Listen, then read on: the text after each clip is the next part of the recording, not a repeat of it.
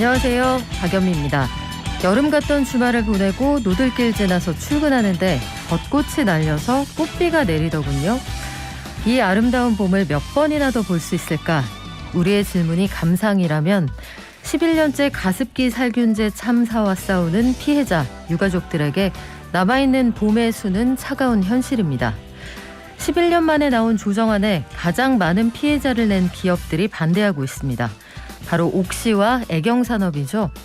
피해자 간 이견과는 별개로 이 회사들이 동의하지 않으면 조정안은 폐기됩니다. 옥시는 약 9,200억 원으로 추산되는 배상금 중 60%를 내야 해서 조정안에 반대합니다. 또 이미 숱한 이들이 유명을 달리했고 생존 피해자 922명 가운데 60대 이상이 214명입니다. 중증 질환, 합병증으로 투병하는 피해자도 많습니다. 셀 수 없는 이들이 봄을 빼앗긴 사건, 일본군 위안부 사건처럼 시간이 가해자 편이 돼서는 안 되겠죠? 4월 11일 월요일, 여러분은 지금 삶을 발전시킬 경제발전소를 듣고 계십니다.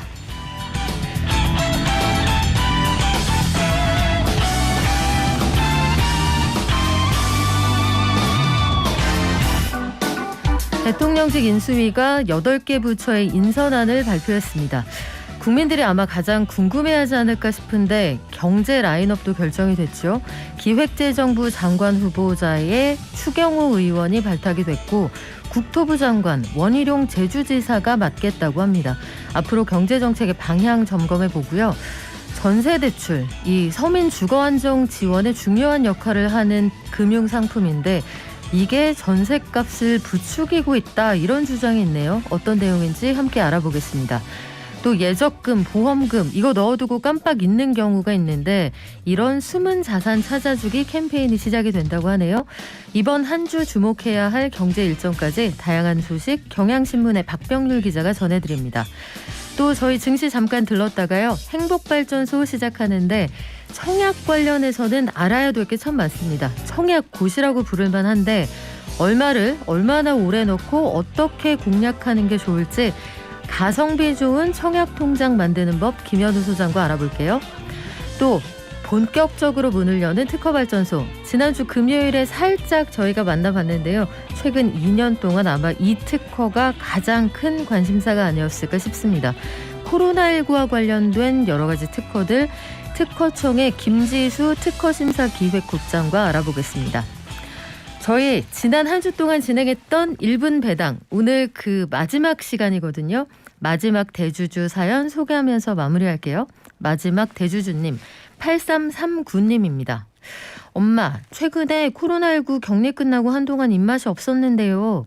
엄마가 싸주신 열무김치, 파김치 먹자마자 밥 한 그릇 뚝딱 했습니다. 역시 엄마 김치는 사랑입니다 해주셨는데 애교가 잔뜩 묻어있는 사연에 제가 굉장히 어린 분이 아닐까 생각했거든요. 그런데 팔순에도 딸내미 김치 담가주시는 엄마 고맙습니다 하신 걸 보니까 연령이 좀 있으세요. 하지만 여전히 아기 같은 마음으로 엄마 많이 사랑한다고 전해주셨네요. 오래오래 건강하게 곁에 있어주세요. 저희가 이 마음 대신 전해드리겠습니다. 1분 배당 이벤트는 여기까지. 그렇지만 방송 들으면서 여러 가지 의견은 계속 받죠. 단문 50원, 장문 100원, 샵 0951로 받고요. TBS 앱과 유튜브도 열어두겠습니다.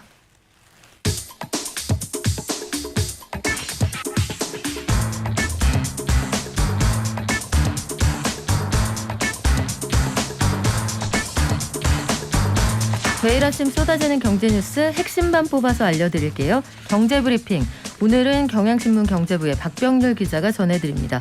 안녕하세요. 네, 안녕하세요. 지난 주말에 그 새 정부의 인선 결과가 나왔는데 일단 부총리 겸 기획재정부 장관 후보자 추경호 의원이 발탁이 됐네요. 네, 어제 발표가 됐죠.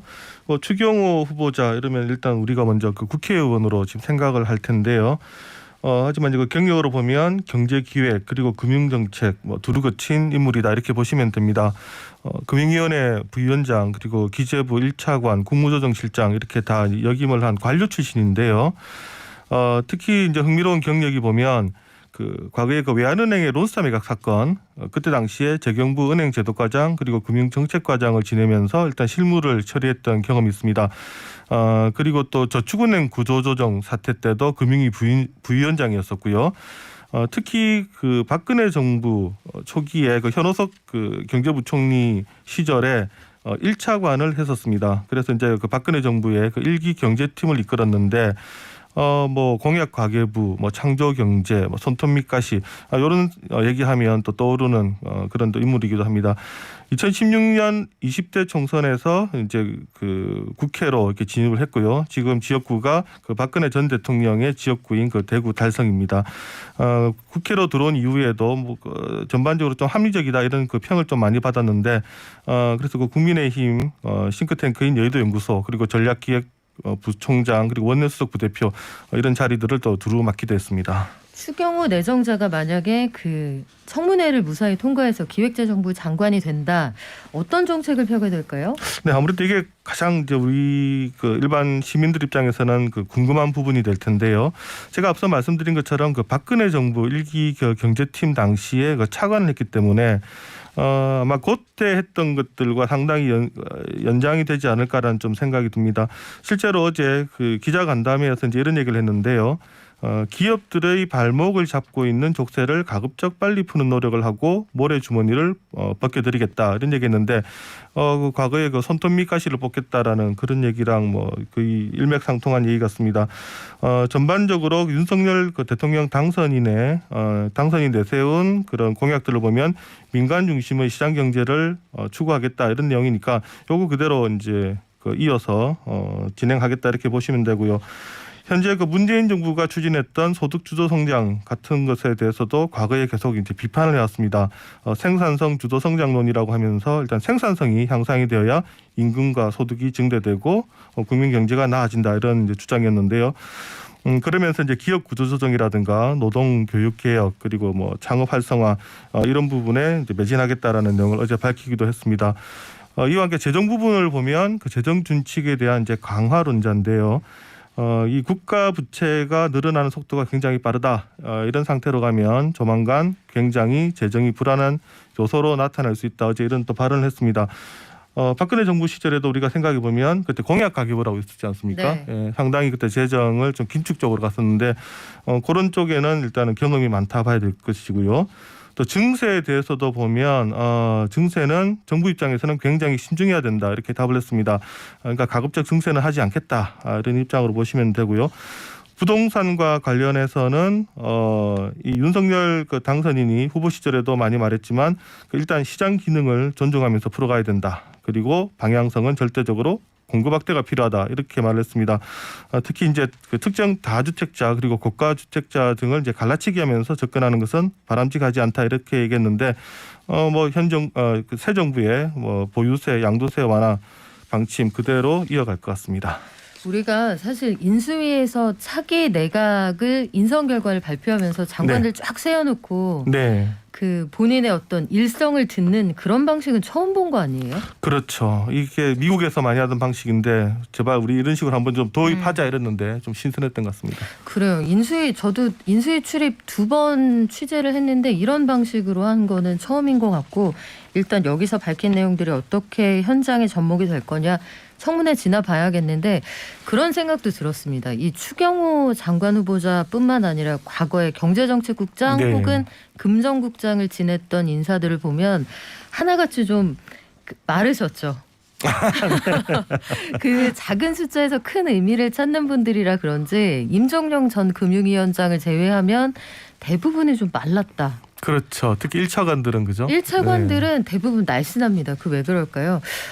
풍채가 좋으셨던 분 거의 기억이 안 나고 한국은행도 총재 지명자 생각해보면 이성태 총재, 김중수 총재를 제외하고는 대부분이 다 날씬하셨던 기억이 나는데 업무 특성일까요? 한편 우리 국토부 장관 후보자에도 관심이 참 많았거든요. 네. 이게 아마 현재의 정부, 미래의 정부 사이에 뚜렷한 색깔 차이가 나타날 부처라서일 텐데 원희룡 제주지사가 발탁이 됐어요. 네, 정말 이 아마 국토부 장관 후보자가 가장 깜짝 인사가 아닐까 않을까라는 좀 생각이 드는데요.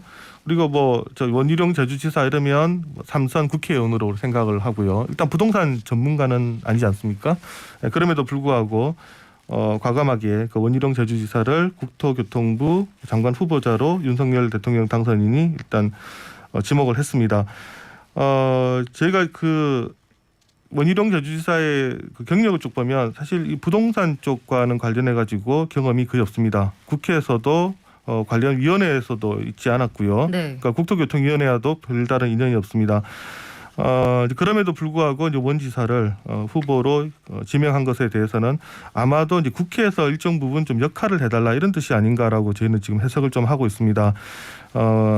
부동산 주택에 대한 전문성은 떨어지지만 이런 이제 전문성보다는 임기 초반에 거대 야당이 될 그 더불어민주당과 협치를 위해서는 좀 정무적 인사를 발탁한 것 아니냐 이런 얘기인데요. 지금 그 더불어민주당이 아무래도 의석이 절대적으로 많다 보니까 각종 이제 법률을 바꾸려면 국회에 논의가 필요한데 그 부분에서 이제 원희룡 제주지사의 능력이 이제 필요했다. 이제 이런 얘기입니다. 이와 함께 또 사실 원 지사는 지난번 대선 과정에서 그 대장동 일타 강사라는 또 별명을 얻게 됐죠. 이재명 후보의 그 대장동 그 개발 의혹 집요하게 또 파고들기도 했었었고요. 그리고 이제 예비 후보 당시의 공약들도 보면 뭐 재건축 연한 노후도 기준 폐지 그리고 뭐 안전 진단 기준 폐지 이런 각종 재건축 재개발 관련돼서 이제 규제 완화를 주장을 했었는데 이제 이런 부분들이 이제 윤석열 그 당선자의 의중과도 딱 들어맞았고 그리고 그 이후에 사실상 이제 윤회 사람으로 이제 평가를 받으면서 이제 깊은 관계를 이어왔습니다. 그런 부분들이 아마 그 윤석열 당선자에게 신뢰를 주지 않았나 이런 생각을 좀 합니다. 네, 인선안이 나왔을 때 현장에서 기자들도 묻더라고요. 그렇죠. 국토부 업무 관련해서 전문성이 없다는 지적에 대해 어떻게 답할 것이냐. 아마 청문회를 통해서 여러 가지 입장이 드러날 텐데 이번에 어제는 거론이 안 됐습니다만 최상목 전 차관도 역시 금융위원장 후보로 거론이 되잖아요. 그렇죠. 시장주의자들을 전면 배치했다 이런 평가가 있는데 어떻게 보시나요? 네, 지금 이제 문재인 정부가 좀 정부가 주도해서 분배를 통해서 소득 불평등을 해소하려는 그런 정책을 폈다라면 이제 윤석열 정부는 시장 주도로 성장을 통해서 소득 불평등을 해소하려는 것 아니냐 이렇게 보시면 될 것 같습니다. 이건 이제 과거에 이명박 그 박근혜 정부에서 추구했던 그런 방식인데요.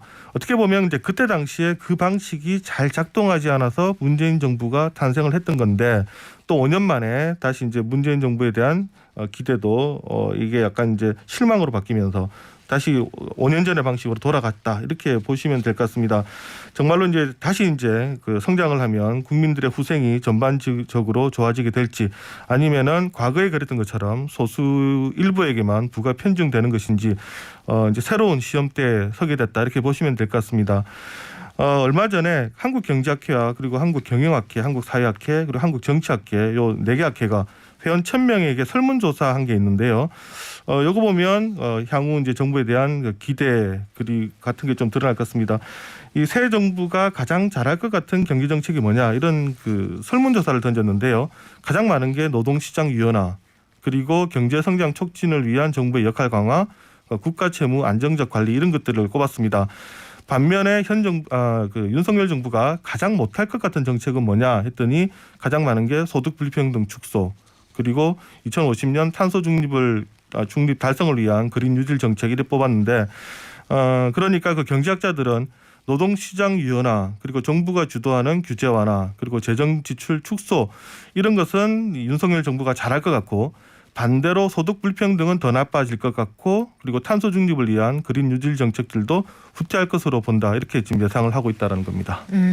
우리 이번에는 숨은 금융자산 얘기로 한번 가볼까요? 금융당국이 공동 캠페인에 나선다고 하는데 안 찾아간 돈이 그렇게 많습니까? 네, 약 한 16조 원에 이른다고 하는데요. 금융위원회와 금융감독원이 다음 달 20일까지 6주 동안 금융소비자가 금융사에서 찾아가지 않은 예금과 적금, 보험금 약 한 16조 원의 숨은 금융자산을 찾아주기 위한 그 캠페인을 실시한다고 어제 밝혔습니다. 여기에 저희가 이제 가장 쉽게 찾을 수 있는 방법은 그 파인이라는 그 금융소비자 정보 포털을 이용하시면 되는데요. 검색창에 들어가셔서 이제 파인을 치시면 네. 나의 자산을 이제 찾을 수가 있습니다. 이게 지금 보니까 그 장기 미거래 그 금융자산 약 그 12조 원 금융자산 약 12조 원이 되고요. 그리고 이제 휴면 금융자산이 1조 4천억 원. 그리고 또 미사용 카드 포인트도 약 한 2조 5천억 원에 이제 달한다고 합니다. 이번 그 캠페인의 대상은 그 청구권 소멸시효가 지났거나 그리고 6개월 이상 매매 입출금 내역이 없는 10만 원 이하의 증권 계좌, 그리고 3년 이상 입출금 거래 내역이 없는 개인 예적금과 보험금, 그리고 유효 기간 5년이 지난 미사용 카드 포인트, 이거 다 찾아 쓰실 수 있습니다. 아, 그렇군요. FINE, 파인입니까? 아니면 파인드입니까?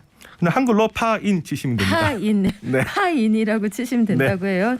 그래요. 여기까지 듣겠습니다. 지금까지 경향신문의 박병률 기자였습니다. 고맙습니다. 네, 감사합니다. 자, 코로나19 관련해서 저희 날마다 알려드리는데요. 그래도 확진자가 좀 줄었다고 합니다만 마스크 쓰시고 사회적 거리두기 유지해 주시기 바랍니다. 개미 한 마리, 개미 두 마리, 개미 세 마리가 사과를 들고 하나, 둘, 셋. 영차. 간밤 뉴욕 증시 그리고 오늘 우리 증시 전망해보는 시간이죠. 오늘은 지난주 뉴욕 증시부터 알아보겠습니다. 미래에셋증권 디지털 리서치 팀의 박광남 팀장 연결돼 있습니다. 안녕하세요.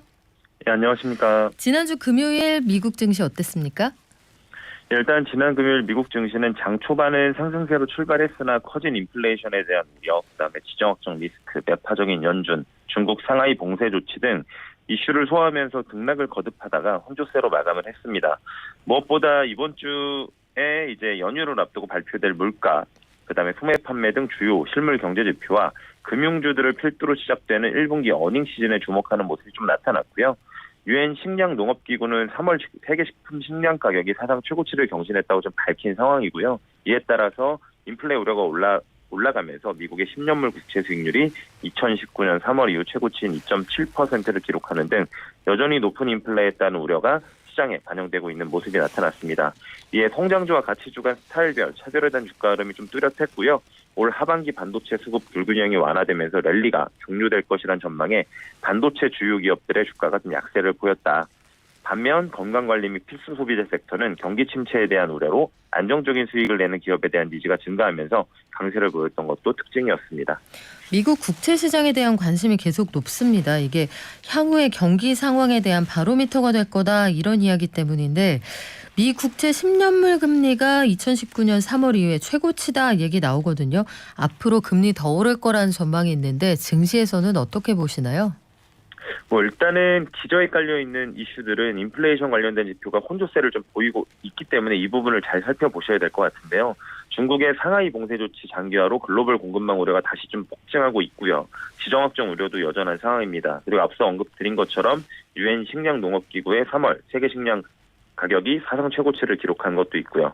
FAO의 식품 가격 지수는 지난달에만 12.7% 상승하면서 159.3포인트를 기록을 했는데요. 이는 1990년에 해당 지수가 개발된 이후에 가장 높은 수치입니다. 특히 러우 이 사태가 장기화가 되면서 곡물 수출을 둘러싼 불확실성으로 곡물 가격 지수는 전월 대비 17% 이상 급락하면서 좀 아무래도 이런 높은 원자재발 인플레이션 압력이 더욱 가중될 것이라는 우려가 좀 커져 있습니다. 이에 따라서 시장에 깔려있는 다른 또 우려는 연준의 통화정책 경로가 현재보다도 더 매파적이 될 것이라는 우려 또한 증가하는 모습이고요. 많이 아시겠지만 이제는 대표적인 매파 인사로 돌변한 블라드 세인트루이스 총재는 연말까지 기준금리를 3.5%까지 올려야 한다고 말을 했습니다. 사실 이에 따라서 미국채 10년물 금리가 2.7%를 돌파하는 모습들도 나타났고요. 반면 여기서 체크하셔야 되는 부분이 분명히 있는데 이번 장기물 금리 상승은 수급 효과도 분명히 좀 어느 정도 녹아들어 있음을 상기할 필요가 있습니다. 지난주 브레이너드 부의장 지명자의 자산 매각 가능성 시사와 저희가 연준 의사록 발표 이후에 이 채권시장 관계자들은 연준의 채권 매각 가능성에 따라서 미리 채권을 매도하는 형태를 가져갔을 가능성도 좀 있기 때문인데 이 부분 체크하시면 좋을 것 같고요. 반대로 모든 인플레 지표가 증가하는 것은 또 아닙니다. 올 초 사상 최고치인 5,000선을 찍었던 상하이 컨테이너 운임 지수는 12주 연속 하락하고 있고요. BDI 지수도 지난 11월 이후에 하락한 뒤 좁은 박스권에서 등락을 하고 있습니다. 게다가 지난해 미국 CPI에 가장 큰 영향을 줬던 중고차 지수는 전월 대비 마이너스 3.8% 하락하면서 2020년 4월 이후에 가장 큰 폭으로 떨어졌거든요. 최근 에너지 가격도 지정학적 우려 함에도 불구하고 WTI 기준으로 $100 밑을 하회하기도 했고요.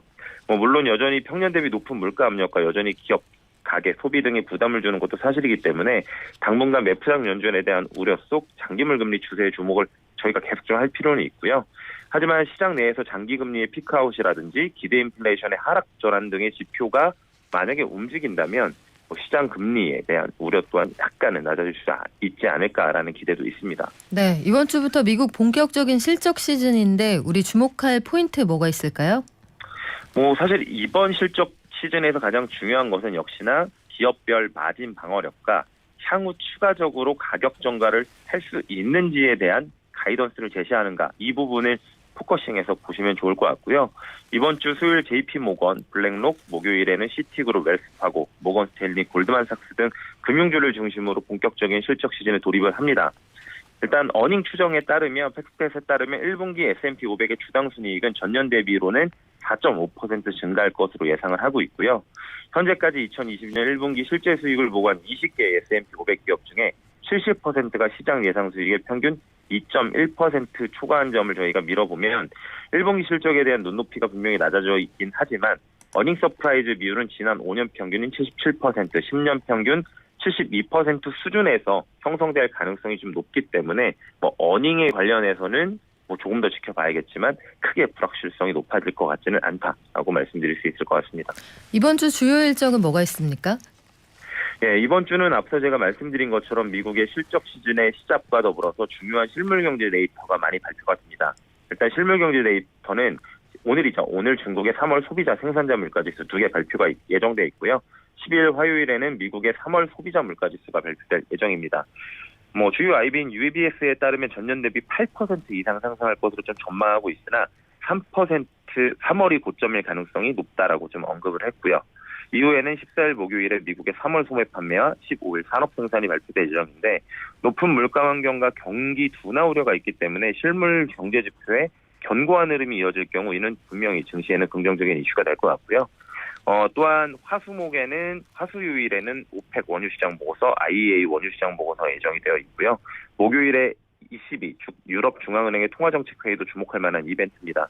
유럽도 높은 물가가 지속되고 있기 때문에 매파적으로 변화 가능성이 있고 그럴 경우에는 일방적인 달러 강세 환경도 일부 제어될 가능성이 있기 때문에 이 부분을 포인트로 보시면 좋을 것 같습니다.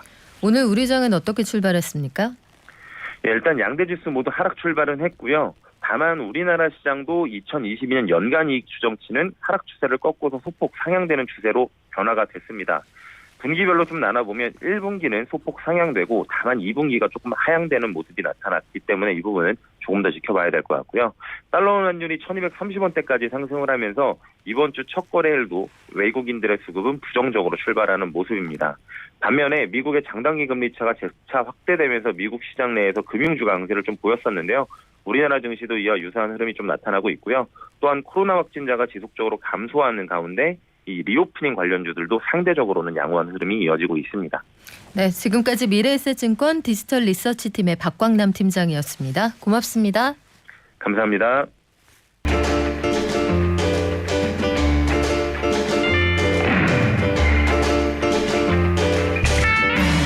네, 아마 거의 국민통장일 텐데 청약통장 하나씩은 갖고 계실 것 같아요. 이 얘기 시작하기 전에 오늘 앱이 이상했나요? 렉이 걸린다, 소리가 끊겼다. 오늘 그냥 전국에서 제보가 쏟아지는데 GNA 윙님, 오늘의 100일장이 있다면 오늘의 장원이네요. 거 발전소 전기가 왜 이럽니까? 끊겼다 말았다. 기가 막힌 표현이에요. 김기사님, 그래요. 저희 지금은 괜찮다고 하는데 저희가 다시 챙겨보겠습니다. 그리고 아까 금융정보, 본인의 잠자고 있는 돈 찾아주는 그 사이트는 FINE, fine인데요. 그냥 파인 이렇게 치셔도 나오네요. 이용해서 꼭 찾아가셨으면 좋겠고요. 청약통장 오늘 거의 특집일 것 같아요. 우리나라에서 청약통장 가입한 사람이 2,848만 명이랍니다. 국민 2명 중에 1명은 갖고 있다, 이런 얘기인데 이렇게 많은 사람들이 가입해서 가지고 있는 청약통장, 저희 집에도 몇 개 있습니다만 사실 이게 제대로 알고 쓰는 분들이 몇 분이나 있을지 또 모르겠어요. 장롱에서 잠자고 있을지 모를 청약통장. 이제 장롱 없는데 붙박이장했네. 월요일 행복발전소에서 자세히 알려드릴게요. 행복자산관리연구소 김현우 소장 나오셨습니다. 네, 안녕하세요. 안녕하세요. 우리 청약통장 얘기 몇 번 알려드렸는데 네.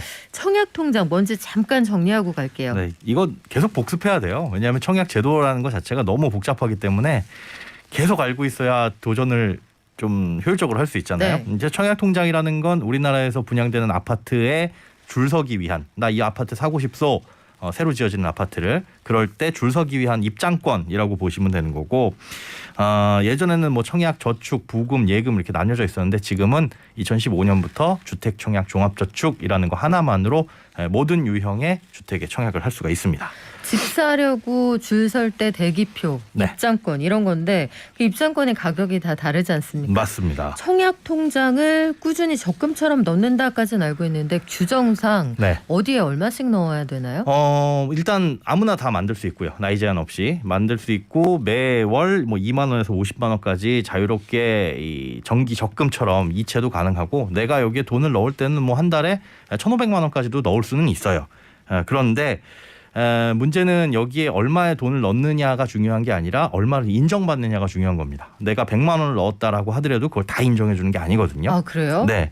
일단 아까 나이 제한은 없다고 말씀을 드렸는데, 나이 제한은 없지만 만 19세가 되기 이전에 그때 넣은 돈은 최대 2년, 최대 24회까지만 인정이 돼요. 그러다 보니까 태어나면서부터 우리 아이 나중에 집 살 걸 대비해서 한 달에 5만 원씩 20년 동안 쭉 넣어줘야지라고 하더라도 만 19세가 되기 전에는 딱 2년 24회만 인정이 되니까 태어나면서부터 그렇게 만들어줄 필요는 사실은 없습니다.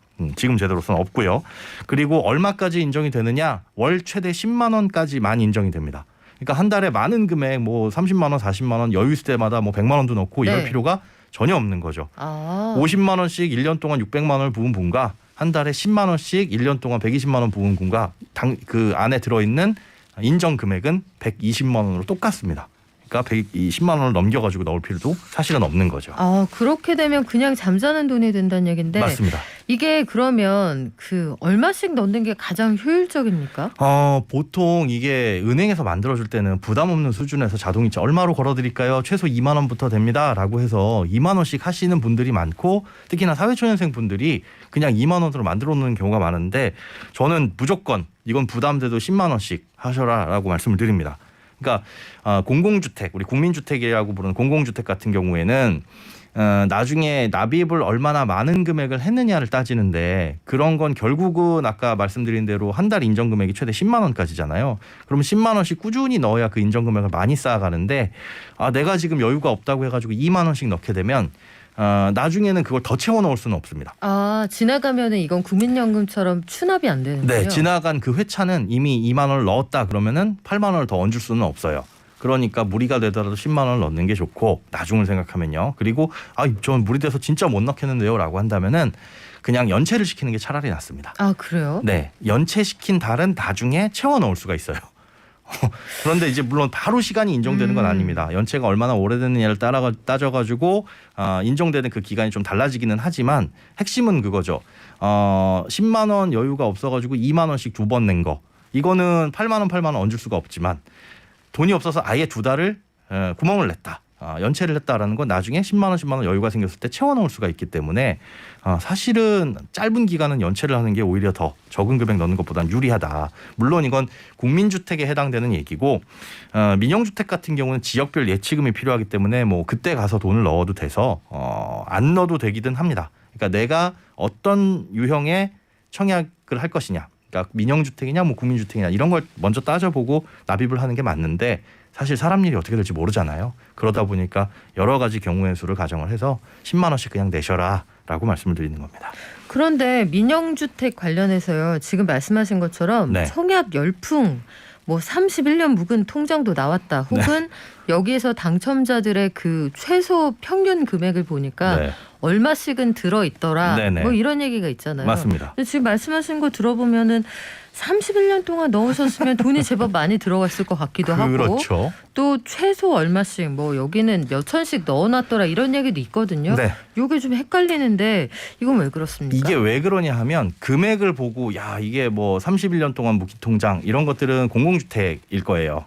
그런데 어떻게 31년을 묵혔지? 이거는 지금 나와 있는 주택청약 종합저축이 아니라 옛날에 판매되던 청약 저축 통장을 지금까지 갖고 계신 분들인 겁니다. 아, 그거는 나온 지가 굉장히 오래됐으니까 30년 이상도 묵혀둘 수가 있겠죠. 그때부터 10만 원씩 넣으신 분들은 지금 서울에 사실은 그 당첨 커트라인을 보면 일반 공급 같은 경우는 2천만 원 정도가 커트라인이에요. 거의 85제곱미터 정도는. 그런데 그 2천만 원 정도라고 한다면 200개월인데 주택 청약 종합저축이 나온 지는 2015년부터 시작해서 10년이 안 됐거든요. 그러니까요. 그러니까 지금 일반 공급으로 당첨이 되시는 분들은 주택 청약 종합저축은 한 분도 안 계신 겁니다. 아, 옛날에 갖고 있었던 청약 저축만 사실 가능성이 있는 거고 그 말인즉슨 내가 갖고 있는 통장이 주택 청약 종합저축이다라고 한다면 서울 같은 좀 투기 지역 투기 과열지구 같은 경우에서는 일반 공급에선 당첨 가능성이 없다.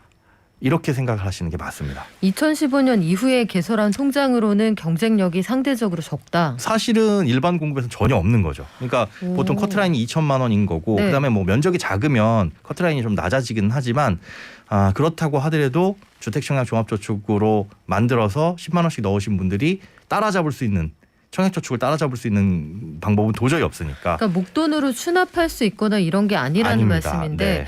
그런데 여기서 한 가지 의문. 네. 굉장히 연령이 좀 낮은 분들이 청약에 당첨이 되기도 하거든요. 네, 그렇습니다. 이분들이 2015년 이전부터 돈을 꾸준히 넣을 수 있는 나이가 아닐 것 같은데 네. 그럼 이분들은 어떻게 하신 거죠? 국민주택 같은 경우에는 이거는 특별 공급인 거죠. 그러니까 일반 공급은 그냥 무조건 납입 금액 이제 40제곱미터를 초과하면 납입 금액을 보는데 그러지 않고 특별 공급 약간 사회적 배려가 더 필요하다라고 해서 뭐 신혼부부, 노부모 부양, 뭐 다자녀 이런 여러 가지 특별 공급이 있잖아요. 이런 경우에는 납입 금액보다는 다른 걸 먼저 따집니다. 예를 들자면 신혼부부 같은 경우에는 자녀 수 그러니까 미성년 자녀 수가 얼마나 많으냐 네. 뭐 이걸로 따지기도 하고 뭐 국민주택 같은 경우에는 그 안에서 소득도 보고 그다음에 청약통장 납입 횟수도 뭐 2년이 최대긴 하지만 그런 것도 보고 거주 기간 뭐 이런 것도 보는데 핵심은 다 비슷비슷하거든요. 혼인 기간이 짧고 미성년 자녀 수가 많을수록 우선권을 줍니다. 아. 이런 것 때문에 사실은 나는 진짜 일반 공급으로 납입해가지고는 가능성 없을 것 같아 하시는 분들은 이런 특별 공급을 자세히 알아보고 가장 가까운 곳에 조금 도전을 하시는 게 필요하죠. 그래서 그 2030 세대들이 네. 이른바 특공을 노리기 위한 전략을 세우고 관련 카페, 뭐 블로그, SNS 굉장히 많거든요. 네. 함께 모여 공부하는. 예. 지난해 신혼부부나 생애 최초 특별 공급은 진입 장벽이 좀 낮아졌다 이런 얘기가 있었어요. 네네.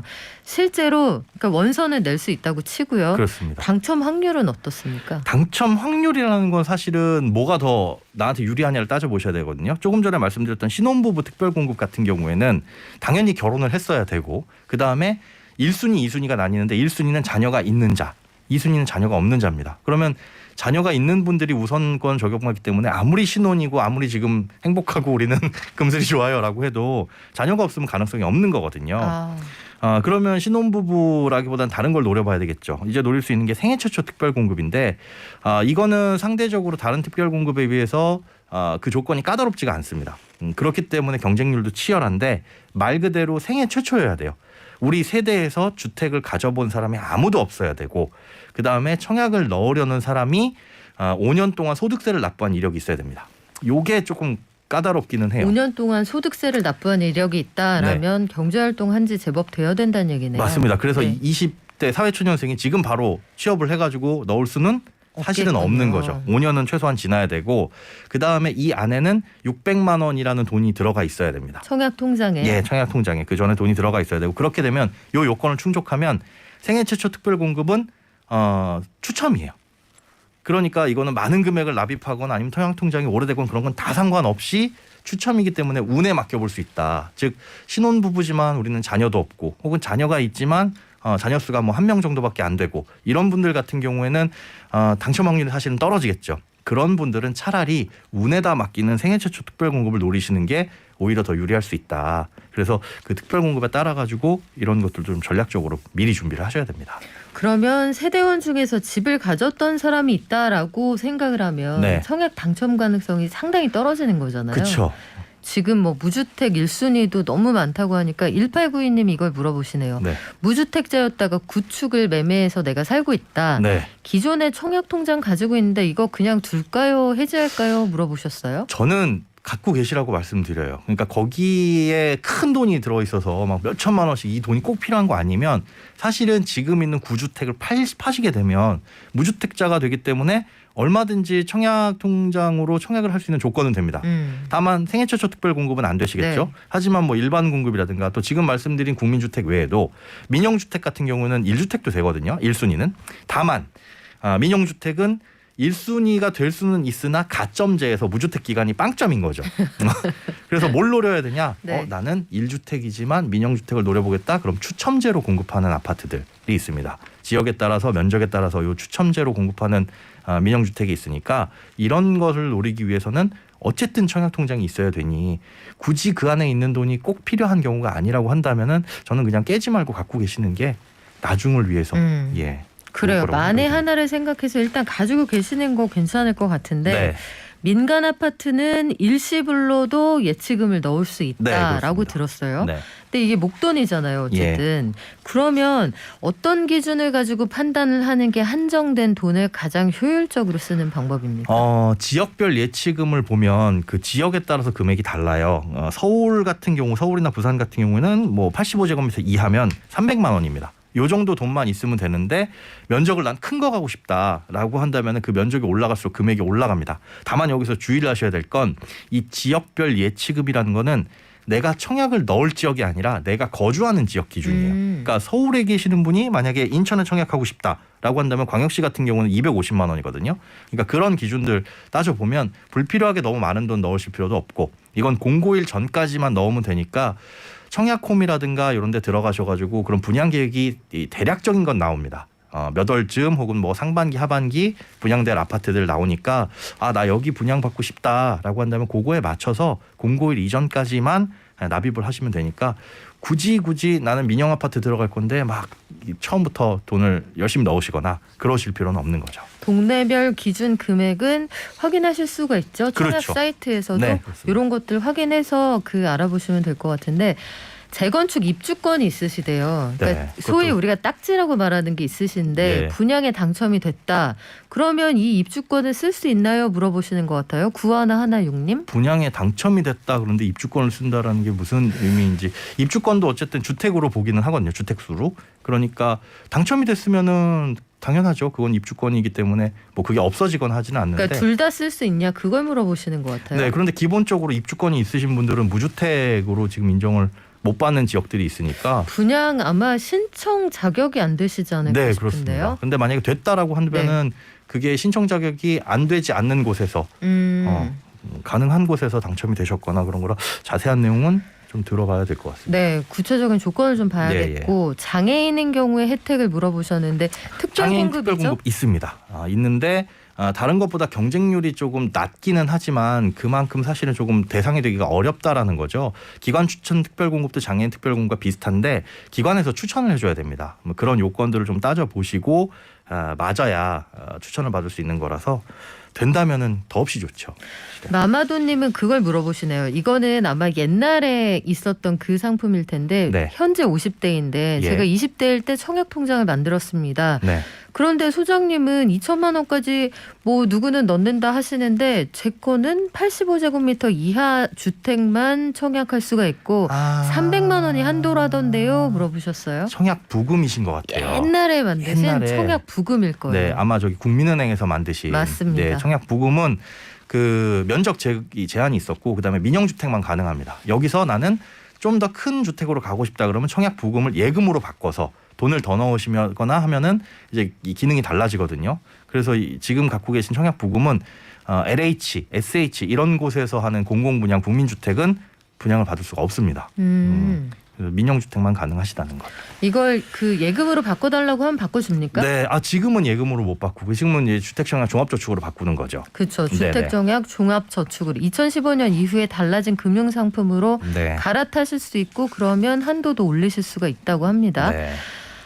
혼자 사는 40대 네. 4973님 4974님이군요. 네. 혼자 사는 40대인데 아무것도 해당이 안 돼요. 어디에도 넣을 수가 없더라고요. 그렇기 때문에 이제 청약 제도가 조금 달라질 것 같아요. 근데 뭐 기대를 해봐야 되는데 이 제도라는 게 언제 어떻게 바뀌게 될지 모르는 거니까 그래서 앞서 말씀드린 대로 한 달에 10만 원씩은 꼬박꼬박 넣으시라는 게 이 제도가 나한테 유리하게 바뀔지 불리하게 바뀔지 모르니까 현재 제도 내에서 가장 이제 최선을 다하는 수밖에 없는 거죠.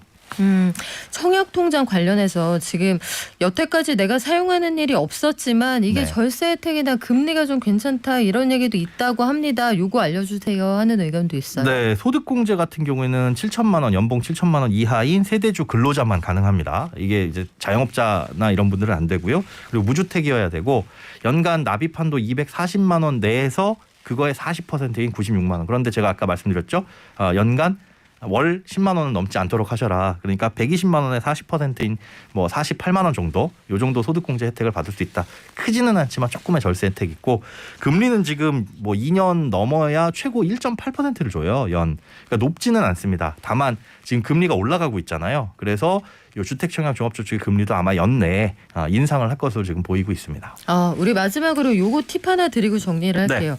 추첨제 단지가 잇따라서 좀 늘어날 거다 이런 얘기가 나오는데 네. 본인 형편에 맞게 추첨제냐 가점제냐 선택을 하셔야 되잖아요. 그렇습니다. 요거 가르는 기준이 뭐가 될까요? 지금은 아직 확실하게 나오진 않았지만 소형 평수에 대해서 면적이 작으면 추첨제 물량을 늘리겠다라는 게 윤석열 당선인의 공약이었거든요. 그래서 지금 40대 솔로입니다라고 하시는 분 청약제도가 어떻게 바뀔지 모르지만 추첨을 통해서 들어갈 수 있는 기회도 넓어질 것 같으니까 일단 청약통장 갖고 계시고 이런 물량들을 뭐 미리미리 사전에 어디에 나올지는 알 수는 없겠으나 따져보시고 아무래도 이제 추첨밖에는 사실 가능성이 높진 않죠. 아이가 없거나 1인 가구이거나 그렇습니다. 생애 최초가 아니거나 여러 가지 가점에서 내가 다 불리하다라고 네. 생각을 하시면 운에 맡겨보자. 추첨제로 가보시는 거. 네, 그리고 작은 평수에서 본인이 또 사정에 따라서 늘려가실 수 있는 거니까요. 그렇습니다. 무엇보다 중요한 거는 네. 청약에 당첨이 되더라도 금액을 납입할 수 있어야 되잖아요. 그거를 따져보고 넣으셔야지 이게 이 내가 자금을 마련할 수 없는데 덜컥 당첨만 돼버리면 아까운 것도 포기해야 되니까 그거 꼭 따져보셔야 됩니다. 네, 큰 그림 보자는 말씀. 행복자산관리연구소 김현우 소장이었습니다. 고맙습니다. 네, 고맙습니다.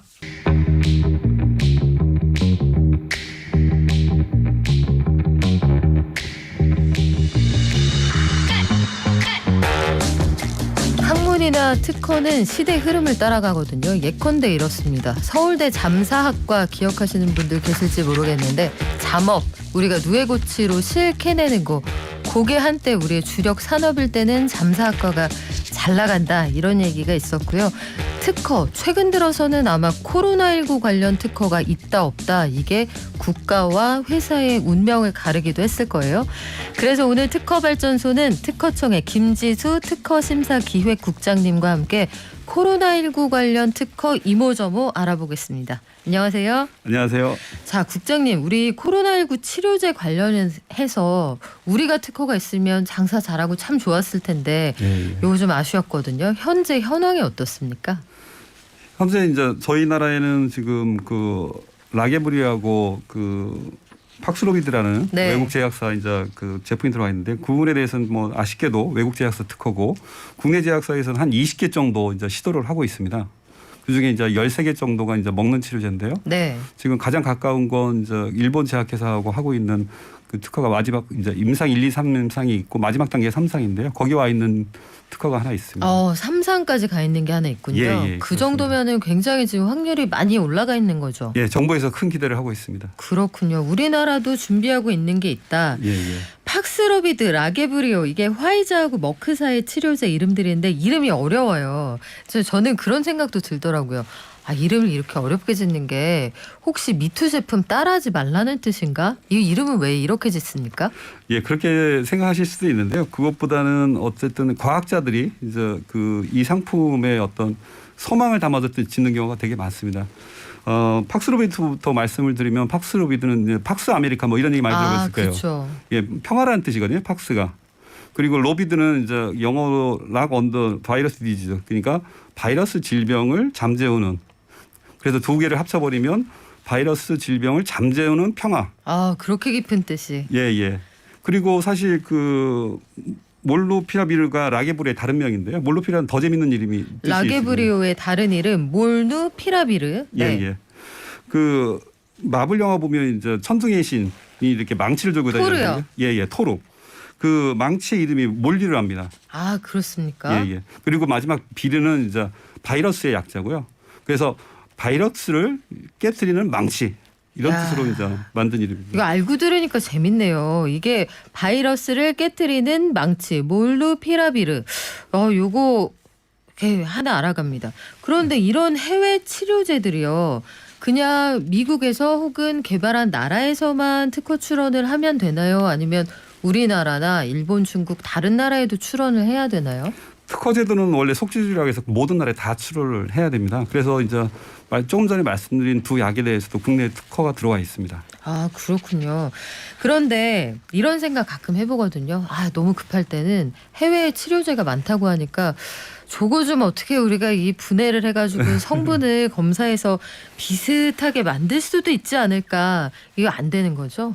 맞습니다. 이제 뭐 결론도 말씀드리면 이제 정확한 지적이신데요. 그게 왜 그러냐면 이제 약을 하나 만들기 위해서 보통 10년에서 15년 그리고 적게는 몇백억에서 1조 이상 들어간다고 합니다. 그런 부분들을 이제 국제적으로 이제 그 보장하기 위해서 R&D 비용을 해소하고 또 다른 약을 개발할 수 있도록 수익을 이제 제약사한테 보장해야 되지 않겠습니까? 특허 제도가 그 역할을 담당하고 있습니다. 그렇군요. 그러면 특허가 우리에게 아쉽게도 없고 해외에 있는 약을 들여오거나 아니면 로열티를 내고 예. 그 소위 말하는 제조하는 방법을 받아서 복제약을 만드는 방법이 있을 텐데 수입하는 거하고 우리가 일종의 레시피를 받아서 복제하는 거하고 어떤 게 더 유리합니까? 둘 다 일장일단인데 결론부터 말씀을 드리면 이제 위탁 생산이라고 해서 이번에 이제 그 모더나 백신을 저희가 이제 선바에서 네. 그 위탁 생산했습니다. 그렇게 정식 계약을 통해 들어오는 게 가장 유리합니다. 왜 그러냐면 저희들이 이제 그 이걸 이제 이론적으로는 말씀하신 대로 이제 복제는 할 수 있는데 그 시약처에서 다시 또 허가를 받는 데 굉장히 장시간이 걸리고요. 그리고 이제 허가를 안 받고 이제 약을 만드는 게 국제적으로 또 나중에 문제가 될 수가 있습니다. 그렇군요. 예. 저희들이 좀 더 장기적인 관점에서 좀 이런 문제를 봐야 될 것 같습니다. 복제약을 만들 수 있는 기술을 들여온다고 해도 해당 국가의 식약처 혹은 식약청의 허가가 필요하니까 예. 과정이 우리 즉시 필요할 때는 좀 시간이 오래 걸릴 맞습니다. 수가 있겠네요. 예.